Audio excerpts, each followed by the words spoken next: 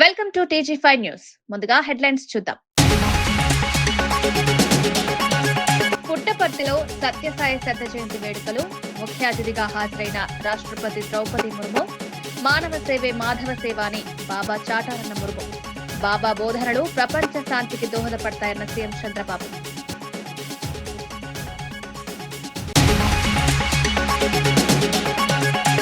Integrated స్కూళ్లతో Telangana విద్యను upgrade చేస్తున్న భట్టి. ప్రతి నియోజకవర్గంలో సూపర్ స్కూల్. భట్టి స్పష్టమైన రోడ్ మ్యాప్.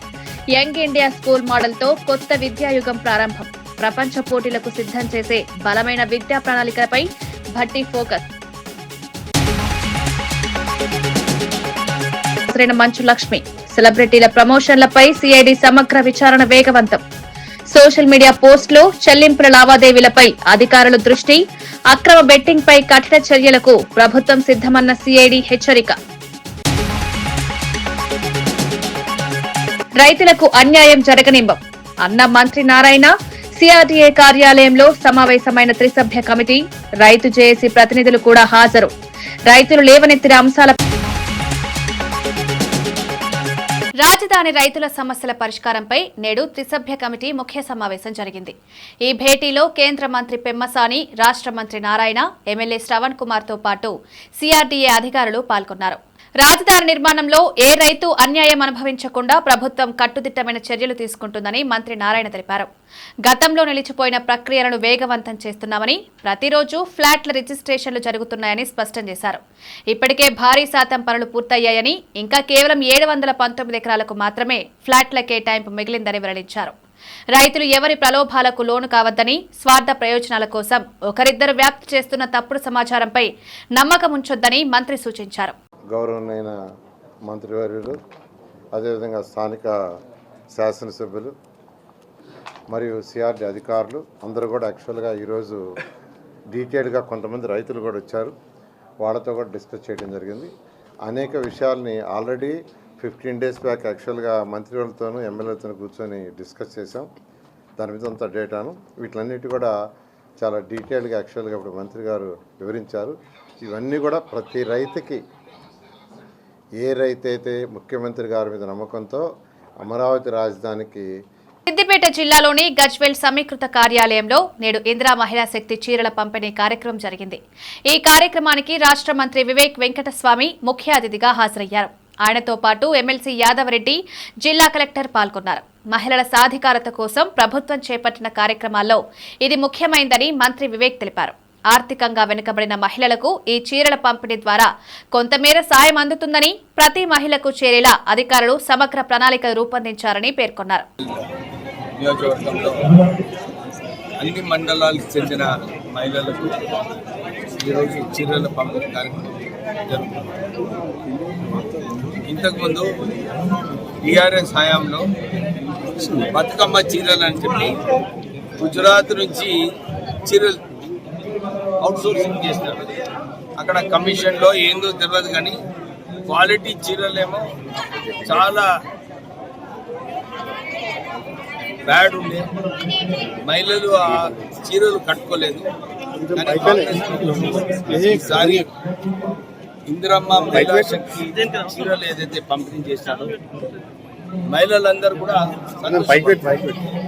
ఇంత మంచి క్వాలిటీ సారీస్ రాష్ట్ర ప్రభుత్వం తెలంగాణలోనే ఈ చీరలన్నీ కూడా కుట్టి పంపిణీ చేయడం జరుగుతుంది. రేవంత్ రెడ్డి గారు మహిళా శక్తి పెంచాలని చెప్పి మొన్న బ్యాంకు లింకేజ్ కూడా సిద్దిపేట డిస్ట్రిక్ట్లో 600 కోట్ల బ్యాంక్ లింకేజ్ చేయించడం జరిగింది. మహిళలకు 28 కోట్ల రూపాయలు మిత్తి లేని రుణాలు, మహిళలకు ఫ్రీ బస్ ట్రావెల్, ఇవన్నీ కూడా మహిళా శక్తి పెంచాలని చెప్పి రాష్ట్ర ప్రభుత్వం చర్యలు తీసుకుంటుంది. ఈ సందర్భమున అందరికీ కూడా ఇదే చెప్పవచ్చు. 200 యూనిట్లు ఫ్రీ ఎలక్ట్రిసిటీ ఇవ్వడము, 500 రూపాయల గ్యాసు, 74,000 మందికి ఉపయోగపడేలాగా రేషన్ కార్డులు ఇప్పించడము, సన్న బియ్యం ఇప్పించడము, ఇంకా ఇందిరమ్మ ఇల్లు 11,000 ఇందిరమ్మ ఇల్లులో 9,000 ఇందిరమ్మ ఇల్లులో ఆల్రెడీ ₹1,00,000 బేస్మెంట్ కట్టుకొని వాళ్ళందరి అకౌంట్లో రావడం జరిగింది. ఎవరైతే కాలమ్స్ కట్టుకున్నారో వారికి కూడా ₹1,00,000 వస్తుంది. నేను వాళ్ళందరికీ అప్పీల్ చేసినాను, రాష్ట్ర ప్రభుత్వము ఈ వచ్చే 3 సంవత్సరాలలో 17 లక్షల ఇల్లు కట్టుకునే కార్యక్రమం తీసుకోవడం జరిగింది. అందరూ కూడా ఆవేదన పడేది అవసరం లేదు. అందరికీ అర్హతలో ఉన్న వాళ్ళందరికీ కూడా ఇందిరమ్మ ఇల్లులు వస్తాయి. ఈ డిసెంబర్ తర్వాత ఇంకొక 3,500 ఇల్లులు ఒక్కొక్క నియోజకవర్గానికి మళ్ళీ శాంక్షన్ అవుతాయి. అందరికీ కూడా ఇల్లులు లభించేలాగా రాష్ట్ర ప్రభుత్వం పనిచేస్తుంది. పుట్టపర్తిలో నిర్వహించిన శ్రీ సత్యసాయి శత జయంతి ఉత్సవాలకు రాష్ట్రపతి ద్రౌపది ముర్ము హాజరయ్యారు. పుట్టపర్తి చేరుకున్న రాష్ట్రపతిని ఆంధ్రప్రదేశ్ ముఖ్యమంత్రి చంద్రబాబు నాయుడు, మంత్రి నారా లోకేష్ విమానాశ్రయంలో స్వాగతం పలికారు. అనంతరం రాష్ట్రపతి బృందం సాయి కుల్వంత్ హాల్ కు చేరుకుంది. అక్కడ ఆమె సత్యసాయి మహాసమాధిని దర్శించి నమస్కారాలు సమర్పించారు. ఉత్సవాల్లో పాల్గొన్న రాష్ట్రపతి భక్తులతో పాటు నిర్వాహకుల నుంచి ఏర్పాట్ల వివరాలు తెలుసుకున్నారు. సత్యసాయి సేవా కార్యక్రమాలు దేశవ్యాప్తంగా ఎలా విస్తరించాయో అధికారులు వివరించగా రాష్ట్రపతి ప్రశంసలు తెలిపారు. 2023 में इस सभागृह में और श्री सत्य साई बाबा के समाधि पीठ में आने का मुझे मौका मिला था. मैं और एक बार आने का जो मुझे अवसर दिया गया, इसलिए ऑर्गेनाइजेशन को बहुत बहुत धन्यवाद देना चाहती हूँ.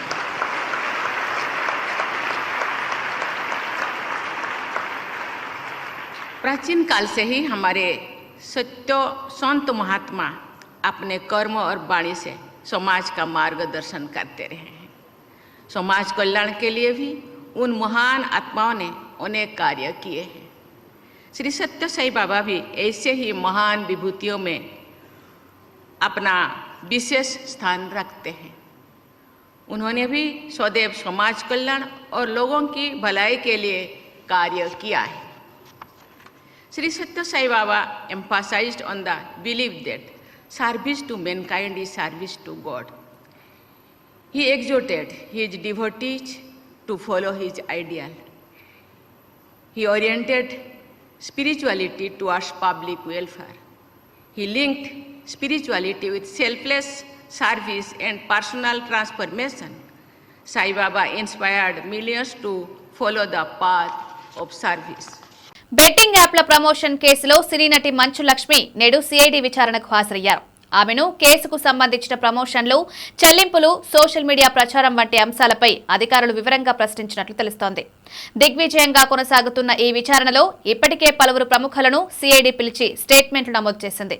శ్రీముఖి, నిధి అగర్వాల్, సన్నీ యాదవ్, అమృత చౌదరి, టేస్టీ తేజ, రాణా, ప్రకాష్ రాజ్ల నుంచి ఇప్పటికే సిఐడి సమాచారం సేకరించింది. ఈ సెలబ్రిటీలు సంబంధిత యాప్లను ఎప్పుడు, ఎలా ప్రమోట్ చేశారు, ప్రమోషన్ ఒప్పందాలు ఎలా జరిగాయి అనే వివరాలను అధికారులు తెలుసుకున్నారు. తెలంగాణలో యంగ్ ఇండియా ఇంటిగ్రేటెడ్ స్కూల్స్ రాష్ట్ర విద్యా వ్యవస్థలో పెద్ద మార్పుకు దారితీనున్నాయని డిప్యూటీ సీఎం భట్టి విక్రమార్క తెలిపారు. ప్రపంచంతో పోటీ పడేలా ఈ స్కూళ్లలో బోధనా విధానాలను రూపొందిస్తున్నట్లు వివరించారు. ఆధునిక సదుపాయాలు, డిజిటల్ క్లాస్ రూమ్స్, అంతర్జాతీయ ప్రమాణాల హాస్టల్ సౌకర్యాలతో ఈ స్కూల్స్ నిర్మాణం జరుగుతుందన్నారు. రాష్ట్ర వ్యాప్తంగా ప్రతి నియోజకవర్గంలో ఒక ఇంటిగ్రేటెడ్ రెసిడెన్షియల్ స్కూల్ వ్యవస్థను ఏర్పాటు చేస్తున్నామని, ఒక్కో స్కూల్ను సుమారు 200 కోట్ల వ్యయంతో నిర్మిస్తున్నామని భట్టి తెలిపారు. Young India integrated residential school అనేది ఒక గేమ్ చేంజర్. సమాజంలో పుట్టిన ప్రతి బిడ్డ ప్రభుత్వ పరంగా ప్రపంచంతో పోటీ పడేటువంటి ఇటువంటి పాఠశాలలో చదువుకొని కేవలం ఈ దేశంలో ఉన్నటువంటి రాష్ట్రాలతో కాదు, ఈ ప్రపంచీకరణ జరుగుతున్నటువంటి సందర్భంగా ప్రపంచంతోనే పోటీ పడే స్థాయిలో మన బిడ్డలు ఎదగాలనేటువంటి ఆలోచనతోనే ఈ యంగ్ ఇండియా ఇంటిగ్రేటెడ్ రెసిడెన్షియల్ స్కూల్ని రాష్ట్ర వ్యాప్తంగా ప్రతి శాసనసభ నియోజకవర్గంలో కనీసం ఒక్క స్కూల్కి తగ్గకుండా శాంక్షన్ చేసి, అందులో భాగంగానే ఈరోజు వైరా శాసనసభ నియోజకవర్గమైన వైరా పట్టణంలో కూడా ఈరోజు భూమి పూజ కార్యక్రమం చేసుకున్నాం. ఒక్కొక్క స్కూల్కి దాదాపు 200 కోట్ల రూపాయలతో ఈ స్కూల్ నిర్మాణం జరుగుతాం. భగవాన్ శ్రీ సత్యసాయి శత జయంతి వేడుకల్లో ముఖ్యమంత్రి చంద్రబాబు నాయుడు కీలక నిర్ణయాలు ప్రకటించారు. Sathya Sai tribal women health care programme పేరుతో ప్రత్యేక ఆరోగ్య సేవలను ప్రభుత్వం ప్రారంభిస్తున్నట్టు తెలిపారు. ఈ కార్యక్రమం ద్వారా రాష్ట్రంలోని గిరిజన మహిళలకు సూపర్ స్పెషాలిటీ వైద్య సేవలు అందించనున్నట్లు వెల్లడించారు. Creed, religion or nationality. Now, very good organization, 140 countries, and also branches more than 2,000. Number-wise, only registered 7,50,000 volunteers. No organization is having this type of strength.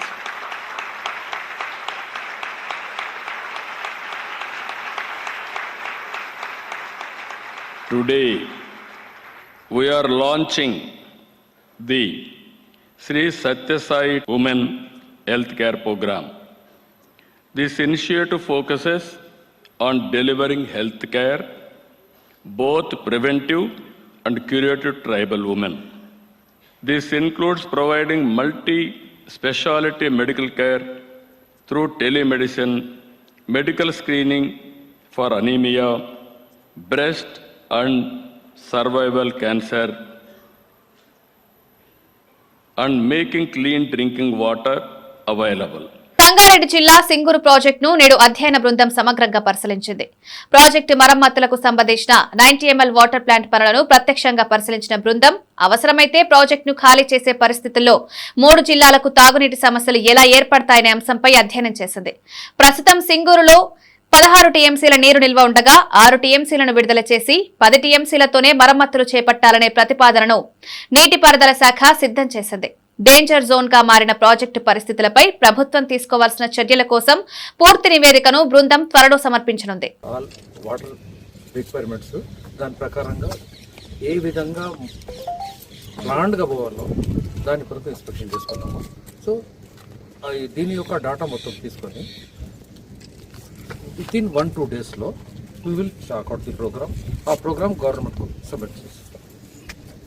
అంటే కాల్ చేయడం అయితే కంపల్సరీగా సార్ ఇన్స్టాల్మెంట్గా స్టెప్ వైజ్ పోయి ఇక్కడ ఏమిటి ఏముందని ఒకటేసారి ఎందుకు ఫస్ట్గా ఒకటేసారి ఖాళీ చేసుకోలేము.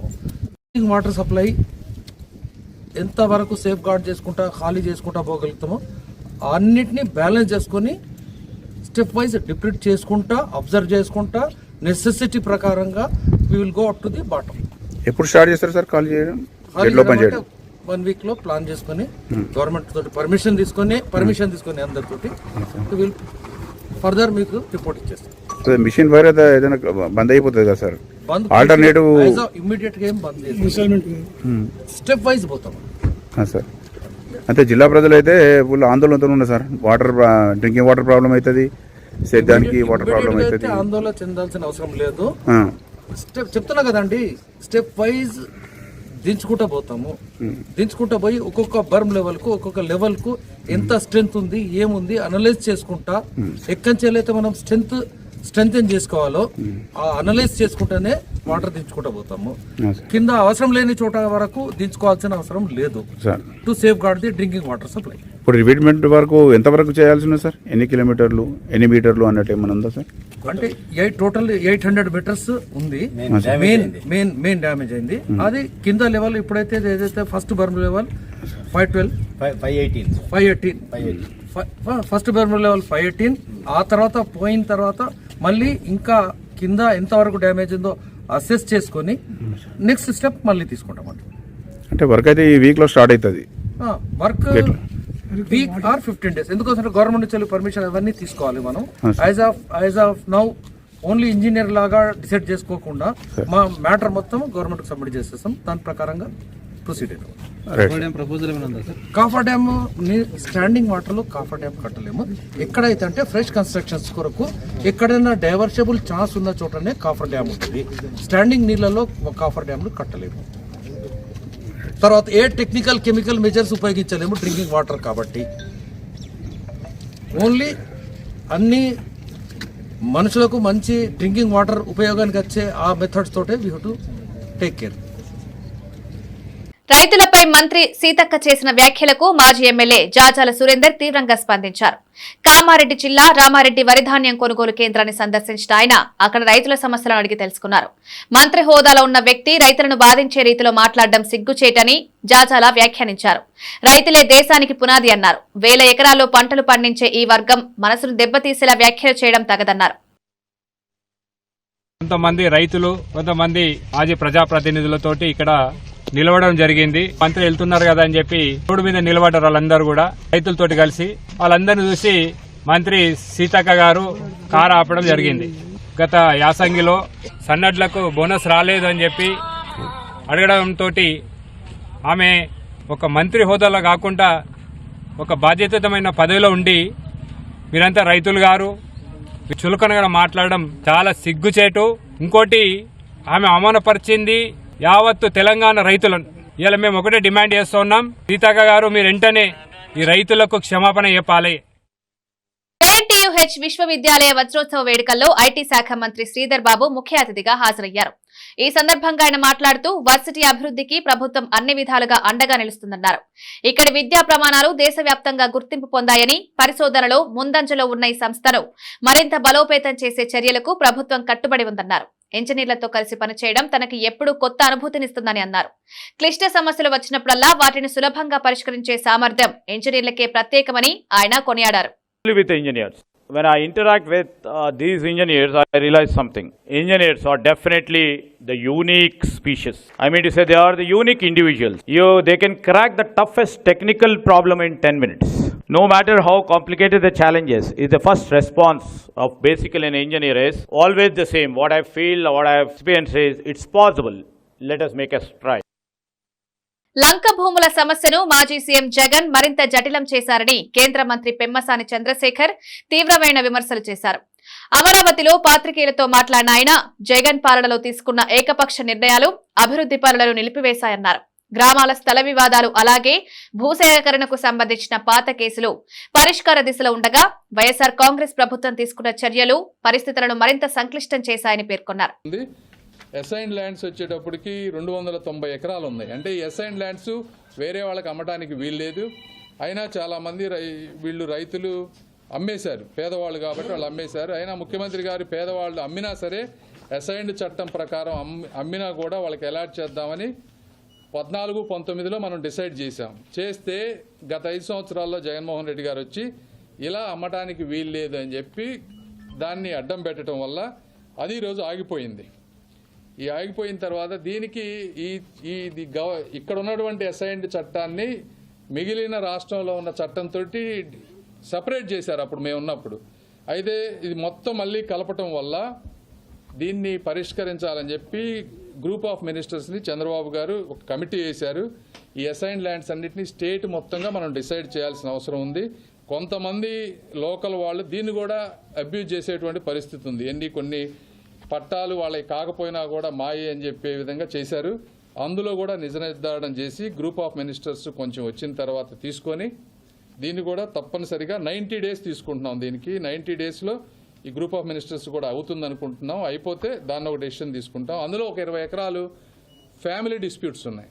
ఫ్యామిలీ డిస్ప్యూట్స్ని ఈ మన ఎమ్మెల్యే గారు అదేవిధంగా అడిషనల్ కమిషనర్ గారు కూర్చొని ఆ ఫ్యామిలీ డిస్ప్యూట్స్ని కూడా చేస్తే అందులో 20 ఎకర్స్ క్లియర్ అవుతాయి. ఇవి కాకుండా ఇంకొక 45 ఎకర్స్ సిఆర్డిఏ లిమిట్స్లో ఉంది, అది కూడా వర్క్ చేస్తారు. ఇవి జనరల్గా లార్జ్ స్కేల్లో ఉన్నటువంటి 4-5 ఇష్యూస్ని మేము డిస్కస్ చేసాం ఈరోజు. ఇవి కాకుండా ఇప్పుడున్నటువంటి గ్రామాలు, ఎందుకంటే 90% పైన అందరికీ మనం ప్లాట్స్ ఇచ్చేసాం, చక్కగా జరిగిపోతుంది. వాళ్ళకు వచ్చేటప్పటికి గ్రామాల్లో ఏ విధంగా డెవలప్ చేయాలనే దాని మీద కాంట్రాక్టర్లందరినీ 25 విలేజెస్ని NCC 4, RVR 3, Mega 13, BSR 5, LNT 3 ఈ విధంగా 25 విలేజెస్ని ఈ 5 కాంట్రాక్టర్లు డిస్ట్రిబ్యూట్ చేసుకొని 20 డేస్లో డిపిఆర్ ఈ 25 విలేజెస్కి చేసి ఎమ్మెల్యే గారితో కూర్చొని గ్రామాల్లో డిస్కస్ చేసి డిసెంబర్ 15th to 30th మధ్య మాకు ఫైనల్ డిపిఆర్లు సబ్మిట్ చేస్తారు. ఈ 25 విలేజెస్కి డిసెంబర్ 30th అది అప్రూవ్ అయితే జనవరి 1st నుంచి వర్క్ చేసి 6 monthsలో అన్ని గ్రామాల్లో ఈ బేసిక్ ఫెసిలిటీస్ అన్నీ కూడా నెక్స్ట్ జూన్ 2026కి 25 గ్రామాల్లో ఇన్ఫ్రాస్ట్రక్చర్ బిల్డ్ చేస్తాం. ఎన్టీఆర్ భవన్ లో నిర్వహించిన మీడియా సమావేశంలో మాజీ MLA AP Madiga corporation chairman Undavalli Sridevi వైసీపీపై తీవ్ర స్థాయిలో విమర్శలు చేశారు. డ్రగ్స్ కేసులో కీలక నిందితుడిని కాపాడేందుకు వైసీపీ నేతలు ప్రయత్నిస్తున్నారని ఆరోపించారు. అమరావతి నుంచి ప్రత్యక్ష ప్రసారంలో మాట్లాడుతూ రాష్ట్రంలో డ్రగ్స్ ముఠాలకు రాజకీయ వెన్నుపోటు లేకపోతే ఇంత విస్తృతంగా వ్యాప్తి చెందే అవకాశం లేదని శ్రీదేవి. చాలా మంది ఎవరైతే మరి ఈ డి అడిక్షన్ సెంటర్స్కి వెళ్ళండి అని తల్లిదండ్రులు వాళ్ళు ప్రోత్సహిస్తే వాళ్ళు వెళ్ళకపోగా కనీసం మర్డర్స్ చేసైనా ఎవరి దగ్గర కొట్టైనా డబ్బులు తీసుకొని అవి డ్రగ్స్ తీసుకుందే వాళ్ళు జీవించలేని పరిస్థితి. ఎప్పుడైతే మనం డ్రగ్స్ని విత్డ్రా చేస్తామో వాళ్ళకి డెలీరియం ట్రిమ్మర్స్ అంటారు. అంటే ట్రిమ్మర్స్ అంటే చేతులు వణకటం. ఇలా స్టార్ట్ అయినప్పుడు వాళ్ళు ఒక సూడో యాక్టివ్గా అయిపోయి వాళ్ళు ట్రిమ్మర్స్తో వాళ్ళు సరిగా భోజనం కూడా తీసుకోక వాళ్ళు ఫిట్స్తో బాధపడుతుంటారు. అంటే స్లోగా ఈ డ్రగ్స్ని వాళ్ళకి అలవాటు చేసి కాలేజెస్ అయితేనేంటి, ఇంజనీరింగ్ కాలేజ్ ఎస్పెషలీ హాస్టల్స్ ఇవన్నీ టార్గెట్ చేస్తూ మరి ముఖ్యంగా ఈ యొక్క వైసీపీ విశాఖ జిల్లాకు సంబంధించిన student union president Pulagam Kondareddy అనే వ్యక్తి మరి ఆయన ఎంఎస్సి చదువుతూ లేదా ఎంబీఏ చదువుతూ మరి ఆయన ఒక పోస్ట్ గ్రాడ్యుయేషన్ చదువుతూ డ్రగ్స్కి బానిసై ఆయన ఏ విధంగా ఈ రాజకీయవేత్తలకి డ్రగ్స్ సరఫరా చేశారో, మరి ఆయన జగన్కి అమర్నాథ్ రెడ్డికి ఏ విధంగా క్లోజో, మరి ఆయన హయాంలోనే 5 సంవత్సరాలు మరి ఇంజనీరింగ్ కాలేజెస్ అయితే ఏంటి, హాస్టల్స్ మరి యువతకి ఏ విధంగా డ్రగ్స్ సరఫరా చేశారనేది మనం గమనించాలి. మరి యూనియన్ ప్రెసిడెంట్ అంటే యువతకి ఒక ప్రెసిడెంట్గా ఉండి దిశానిర్దేశం చేసి యువత భవిష్యత్తుకి బాటలు వేసి వారు చదువుకొని ఏ విధంగా అబ్రాడ్లో ఉద్యోగాలు సంపాదించాలి. ఎందుకంటే మనం విశాఖ అనేది ఒక ఐటీ హబ్గా, ఒక టెక్ పార్క్గా, గూగుల్ డ్రైవ్తో మనం 1,33,000 ఉద్యోగాలు నారా లోకేష్ గారు ఎంతో కష్టపడి విశాఖ తీసుకొని వస్తే విశాఖని ఒక ఐటీ హబ్గా చేయాలని కలలు కన్నా లోకేష్ గారి కలలను సర్వనాశనం చేస్తూ విశాఖని ఒక డ్రగ్స్ రాజధానిగా చేయడానికి వాళ్ళు కంకణం కట్టుకున్నారు. మీరు ఎప్పుడైనా ఒక టెర్రరిస్ట్ని గమనిస్తే వాళ్ళు వాళ్ళ ఖర్చుల కొరకు ఏం చేస్తారు, మారణాయుధాలు అమ్ముతారు, లేదంటే డ్రగ్స్ సరఫరా చేస్తారు, లేకపోతే కల్తీ డ్రగ్స్ ఇలాంటివి ఫేక్ డ్రగ్స్ బై ఛాన్స్ దొరకవచ్చు కొన్ని సందర్భాల్లో. ఇలా చేసి వాళ్ళ ఖర్చులకి సంపాదించుకుంటారు. కానీ వైసీపీ ప్రభుత్వం వాళ్ళ అధికారం కొరకు, వాళ్ళ యొక్క అక్రమాల కొరకు, వాళ్ళ ఖర్చుల కొరకు ఇలాంటి దందాలు తెరదీసిన పార్టీ ఏదైనా ఉందంటే అది కుట్రలు కుతంత్రాలు ఉన్న ఒకే ఒక పార్టీ వైసీపీ పార్టీ అని చెప్పడానికి ఎలాంటి సందేహం లేదు. ఎందుకంటే మనం ఇప్పుడు చెప్పింది కాదు, జగన్ పాలనలోనే 4,000 మంది యువత మరి ఆత్మహత్యలు చేసుకున్నారు. మరి జగన్ గారి పాలనలోనే వందే మాతర గేయం 150 సంవత్సరాలు పూర్తి చేసుకున్న సందర్భంగా కర్నూలులో ప్రత్యేక ర్యాలీ నిర్వహించారు. మాజీ సైనికుల ఆధ్వర్యంలో జరిగిన ఈ ర్యాలీకి స్థానిక ప్రజలు, విద్యార్థులు భారీ సంఖ్యలో హాజరయ్యారు. భారత స్వాతంత్ర సంగ్రామంలో వందే మాతర గేయం కలిగించిన దేశభక్తి భావం, పోరాట స్ఫూర్తిని గుర్తు చేసుకుంటూ పాల్గొన్న ప్రతి ఒక్కరూ గేయాన్ని ఆలపించారు. ర్యాలీ ప్రారంభమైన వెంటనే మాజీ సైనికులు దేశ సేవలో తమ అనుభవాలను పంచుకుంటూ యువతలో దేశభక్తి పెంపొందించాలని ఆకాంక్షించారు. అలాగనే బ్యాంకు ఉద్యోగులు, అలానే వసుధైవ కుటుంబం అనే గ్రూప్ ఉంది, వాళ్ళు, అలాగే కెనరా బ్యాంకు ఉద్యోగులు, కర్నూలు మాజీ సైనికుల సంఘము, అలాగే all India ex servicemen bank employees federation, ఈ సంస్థ నుంచి కూడా చాలామంది ఇక్కడ పాల్గొన్నారు. కర్నూలు జిల్లా సైనిక్ బోర్డు దగ్గర నుంచి స్వచ్ఛందంగా ఇక్కడ కలెక్టర్ ఆఫీస్ వరకు ర్యాలీలో, మోటార్ బైక్ ర్యాలీలో పాల్గొన్నారు. వాళ్ళందరికీ కూడా ధన్యవాదాలు చెప్తున్నాము. అలాగే వందే మాతరం గీతానికి 150 సందర్భంగా ఈ ర్యాలీ జరిగింది. వార్తలు ముగించే ముందు ముఖ్యాంశాలు మరోసారి. పుట్టపర్తిలో సత్యసాయి శత జయంతి వేడుకలు, ముఖ్య అతిథిగా హాజరైన రాష్ట్రపతి ద్రౌపది ముర్ము. మానవ సేవే మాధవ సేవ అని బాబా చాటారన్న ముర్ము. బాబా బోధనలు ప్రపంచ శాంతికి దోహదపడతాయన్న సీఎం చంద్రబాబు.